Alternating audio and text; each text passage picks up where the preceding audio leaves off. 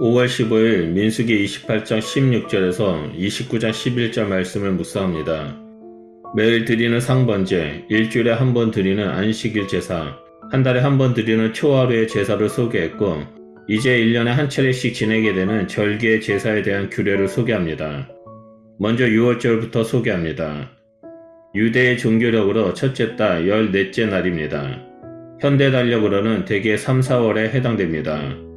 6월절이 14째 날 하루라면 15째 날부터 일주일은 무교절로 지킵니다.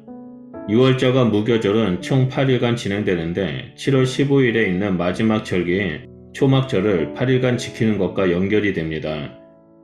6월절과 무교절은 완전히 구별된 절기이지만 연이어서 진행되기 때문에 하나처럼 여기기도 합니다. 본문에서는 6월절에 드리는 제사에 대해 언급이 없습니다.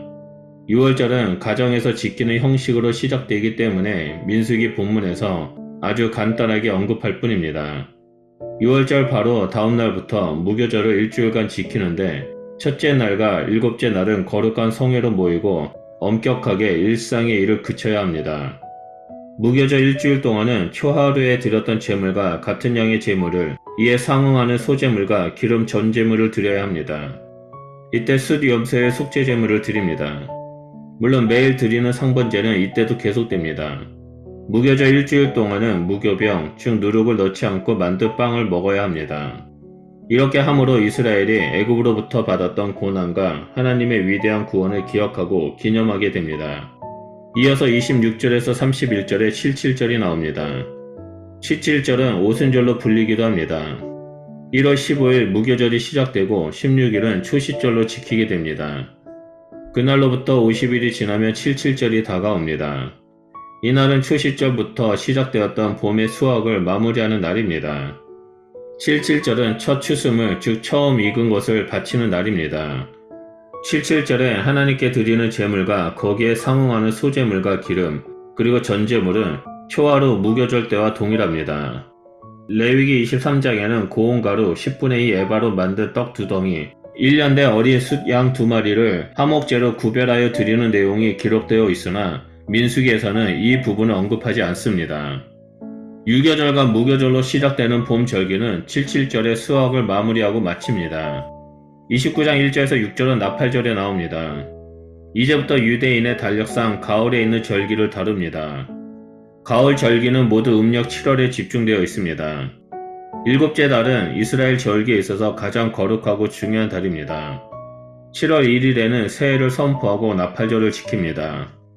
이날은 새해 첫날이기도 하고 초하루이기도 합니다. 7월 10일은 이스라엘에게 가장 거룩한 대속죄일입니다. 마지막으로 7월 15일부터 22일까지 8일간은 가장 큰 축제인 초막절로 거룩하게 지킵니다. 일곱째 날 첫날은 초하루이며 유대 민간 달력의 첫날, 즉 새해입니다. 이날 나팔을 크게 불어서 새해를 선포했기 때문에 일반적으로 나팔절이라고 부릅니다. 오늘날 유대인들도 이날을 유대인의 새해로 지키고 있습니다. 이날은 거룩한 날이고 성회로 모이며 일상의 어떤 일도 허락되지 않았습니다. 이날 사용하는 제물도 앞서 초하루, 무교절, 칠칠절에 드렸던 제물과 동일한 양을 드립니다. 즉 상번제로 1년에 양 2마리를 드리고 수소 1마리, 숫양 1마리, 그리고 1년 된 양 7마리를 드립니다. 그 후 속죄제로 숫염소 1마리를 드립니다. 동일한 방식으로 제물의 양에 따라 고운 가루의 소제물과 기름, 전제물도 드립니다. 그리고 속죄제물은 죄를 속죄하기 위한 제물이기도 하지만 백성들의 부정결의 문제를 해결하기 위한 제물이기도 합니다.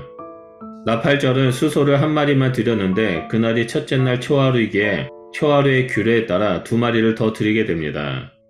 이어서 29장 7절에서 11절은 대속죄일에 대해 기록되어 있습니다. 이스라엘의 달력에 있어서 7월 10일은 가장 거룩하게 구별된 날로 대속죄일이라고 부릅니다. 이날 대제사장은 이스라엘 백성의 죄를 속죄하기 위해 속죄 제물을 잡고 염소 1마리는 아사셀을 위하여 강야로 내보내는 의식을 치릅니다. 이날은 다른 날과 같이 축제를 벌이는 날이 아닙니다. 이날은 성회로 모이되 아주 엄격하게 아무 일도 하지 말아야 하며 무엇보다도 너희의 심령을 괴롭게 하라라고 명령합니다.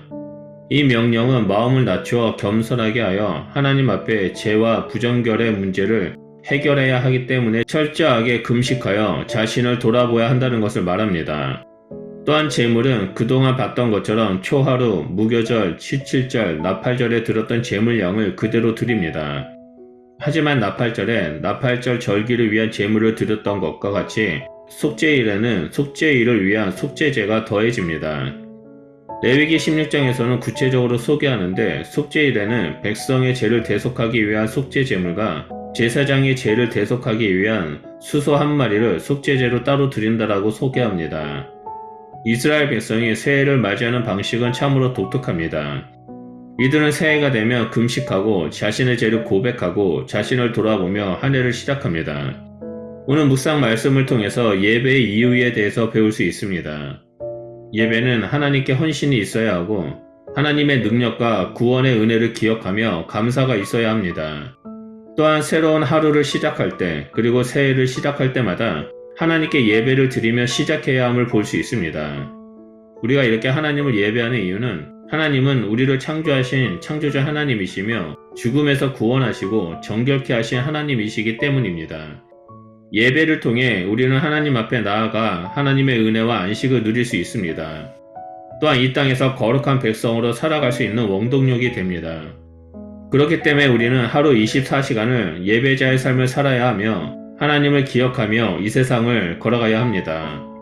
우리가 하나님을 기억하고 헌신하며 예배할 때 우리는 하나님의 형상을 드러내는 그리스도인이 될 것이라 믿습니다. 기도하겠습니다. 하나님, 우리가 살아가는 하루하루가 예배자의 삶을 살아가는 자가 되길 소원합니다. 매 아침마다 또한 매 순간마다 우리를 구원하신 하나님의 은혜를 기억하고 창조주 하나님께 감사한 마음을 가지고 이 땅에서 살아가는 그리스도인이 되겠습니다. 감사로 하나님께 제사를 드리는 자마다 하나님을 영화롭게 한다라는 그 말씀이 우리의 삶을 통해서 이루어지길 소원하오니 우리의 삶을 통해 하나님 큰 영광을 받아 주시옵소서. 그래서 우리가 이 땅에서 늘 하나님과 동행하며 믿음의 길을 걸어가는 주의 백성이 될 수 있도록 우리와 함께하여 주시옵소서. 감사드리며 예수 그리스도 이름으로 기도드립니다. 아멘.